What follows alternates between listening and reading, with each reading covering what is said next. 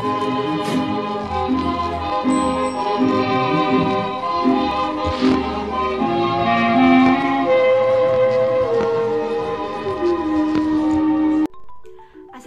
warahmatullahi wabarakatuh. Halo teman-teman semua, kenalin aku Anissa Rizka Ramadhani, NIM C1401201024 dari kelompok 3 Fisrep.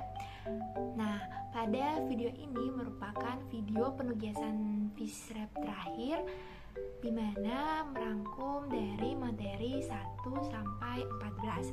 Nah, di sini topik-topik pembahasan yang akan saya jelaskan yaitu ada ciri seksual, ada organ reproduksi, ada perkembangan gonad, diameter telur dan fekunditas, HSI dan GSI, induksi hormon, rekayasa kelamin, teknik bioasai, dan pengawetan gamet.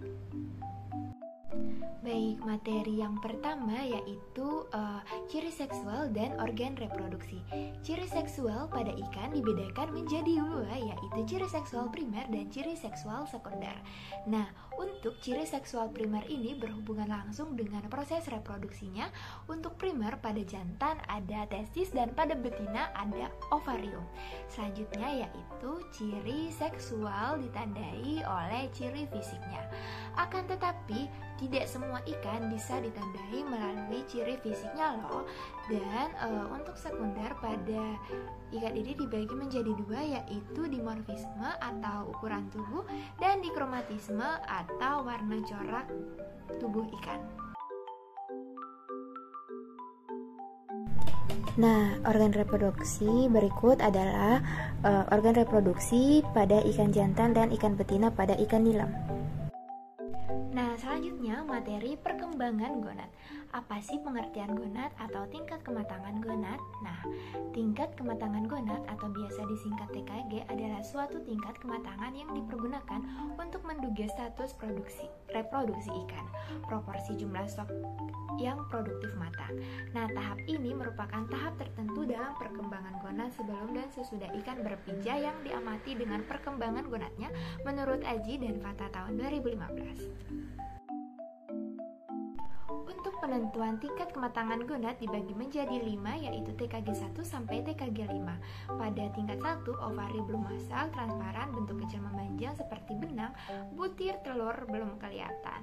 Pada tingkat 2, yaitu ukuran ovarinya lebih membesar, warna agak merah gelap, butir telur dapat terlihat dengan kaca pembesar, dan pada tingkat 3, ovari mulai kelihatan membesar hingga mencapai 60%, rongga perut berwarna kuning, butir telur mulai kelihatan oleh mata. Pada tingkat 4, volume ovari sudah mulai mencapai dari 70%, rongga perut berwarna kuning, butir telur mudah dipisahkan, bila perut ditekan telur mudah keluar siap memijah. Dan pada tingkat 5, ovari berkerut karena habis memijah, masa terdapat sisa telur dan dalam ovari. Perkembangan ovari kembali ke tingkat 2 menurut Aji dan Fata tahun 2015. Selanjutnya materi diameter telur dan fekunditas. Diameter telur bisa juga disebut sebagai garis tengah yang akan semakin besar seiring dari perkembangan gonad, dan sebaran garis tengah tersebut mencerminkan pola pemijahan ikan tersebut atau ukuran dari panjang suatu telur yang diukur dengan mikrometer berskala yang sudah ditelah terlebih dahulu menurut Omar tahun 2013. Sedangkan fekunditas itu apa? Nah, fekunditas adalah jumlah telur yang dihasilkan oleh individu pada waktu yang akan memijah dan memiliki hubungan antara umur, panjang bobot, dan spesies ikan menurut Awaludin dan Rustam tahun 2017.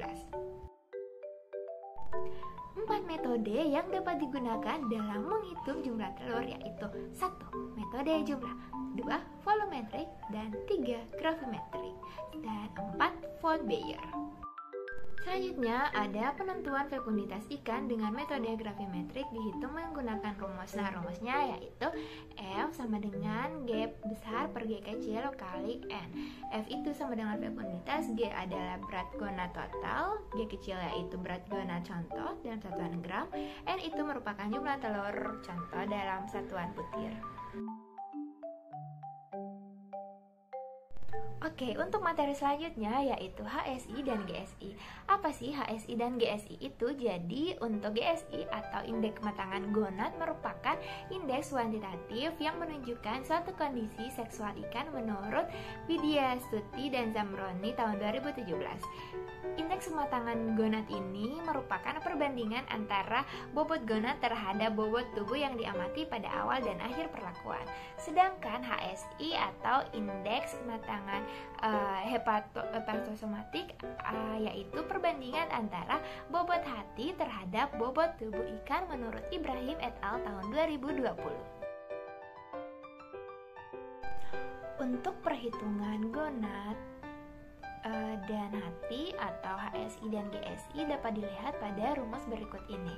Nah, untuk nilai HSI ini rumusnya yaitu HSI dalam satuan persen sama dengan WH per W kali 100. Nah, keterangan HSI itu adalah hepatosomatic index, WH itu merupakan bobot hati, dan W itu merupakan bobot tubuh ikan.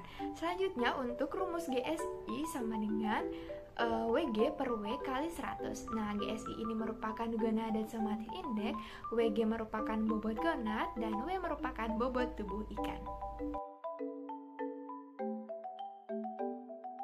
Nah, berikut adalah gambar 3 ikan yang dilakukan pada praktikum kemarin, yaitu ada ikan mas dengan G ada 3,81 gram, H 1,09 gram, ada ikan nila dengan G sama dengan 3,42 gram, H 1,59 gram, ada ikan lele dengan G 4,68 gram dan H sama dengan 4,30 gram.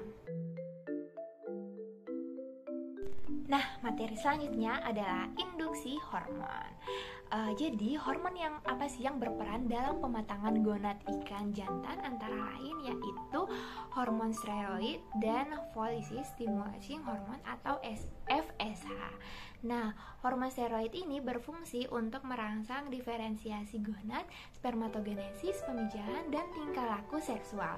Sedangkan pematangan gonad jantan tidak terlepas dari peran hormon androgen yaitu hormon testosteron menurut Leonita et al. Tahun 2021, dan FSH ini berfungsi dalam mensimulasi pelepasan androgen oleh sel-sel interstitial pada individu jantan untuk mematangkan sperma menurut Elizane dan Solestiwati tahun 2016. Untuk metode pemberian hormon ada 3, yaitu pertama penyuntikan, kedua perendaman, dan ketiga oral.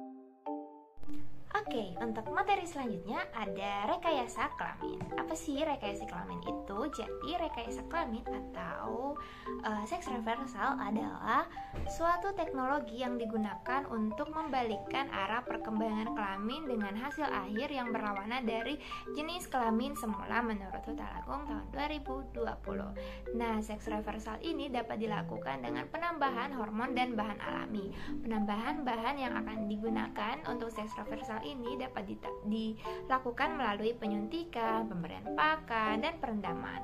Metode seks reversal ini dapat ditempuh dengan 2 cara, yaitu rekayasa kromosom secara tidak langsung tetapi hormon secara langsung.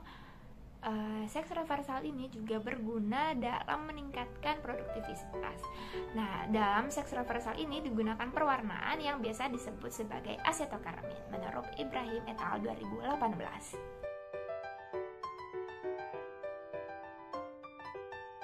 Oke, materi selanjutnya ada teknik bioassay. Apa sih teknik bioassay itu? Jadi, bioassay adalah metode yang digunakan untuk menganalisis senyawa yang sesuai dengan dosis sistem biologi seperti hewan, sel, mikroba, dan lain-lain.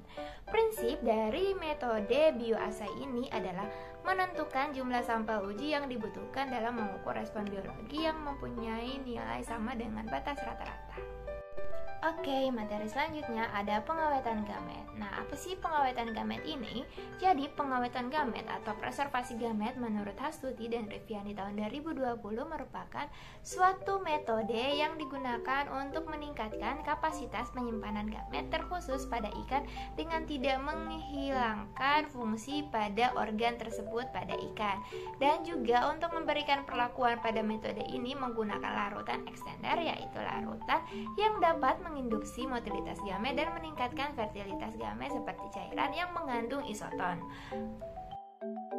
Nah, pada praktikum kemarin, larutan isotonik yang digunakan yaitu ada air kelapa, minuman berisotonik bermerek Pocari Sweat, larutan fisiologis, dan ada larutan madu. Metode yang digunakan yaitu motilitas sperma, fertility sperma, dan kepadatan sperma.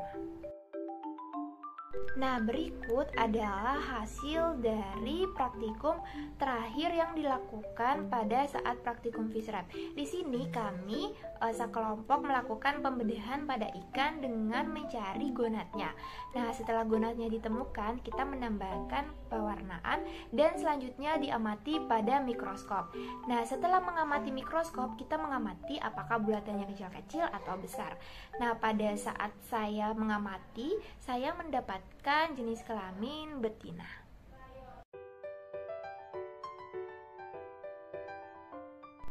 Oke teman-teman, itu tadi adalah penjelasan materi 1-14 fisiologi reproduksi organisme akuatik.